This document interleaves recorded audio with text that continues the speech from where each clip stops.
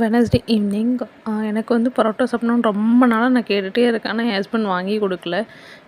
ஏன்னா அது வந்து ஹோட்டலில் செய்கிறது வந்து நிறைய எண்ணெய் யூஸ் பண்ணுவாங்க. அப்படி இப்படின்னு என்னைக்காச்சும் ஒரு நாள் சாப்பிட்ணுன்னா கூட அவர்கிட்ட நான் வந்து கோச்சிக்கிட்டு அந்த மாதிரி தான் சாப்பிட்ருக்கேன். ஸோ இந்த டைம் அம்மா வீட்டில் இருந்ததுனால பரோட்டா பண்ணலாமான்னு சொன்னதும் அம்மா ஓகே சொல்லிட்டாங்க. நாங்கள் வந்து இப்போ மைதால பண்ணல. கோதுமை மாவில் தான் பண்ணோம். ஸோ கோதுமை பரோட்டாவை கம்பேர் பண்ணும்போது கொஞ்சம் டேஸ்ட் கம்மி தான். மைதா பரோட்டாவை அடிச்சுக்க முடியாது. ஸோ கோதுமை மாவுலேயே பரோட்டா பண்ணிட்டாங்க. நான் வந்து அதுக்கு சைட் டிஷ்ஷாக வந்துட்டு பட்டர் சிக்கன் பண்ணேன். இந்த பட்டர் சிக்கன் ரெசிபியை வந்து நான் ஃபுல்லாக வந்து அப்லோட் பண்ணுறேன். நார்மலாக எல்லோரும் செய்கிற மாதிரி தான். இதில் ஒரு மிஸ்டேக் என்னாச்சுன்னு வச்சுக்கோங்க.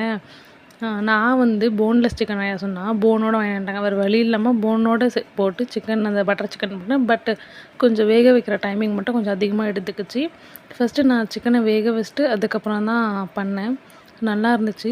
வீட் பரோட்டா ஓகே தான், ஓகேன்னு தான் சொல்ல முடியும். பட்டர் சிக்கன் ஆசமாக இருந்துச்சு.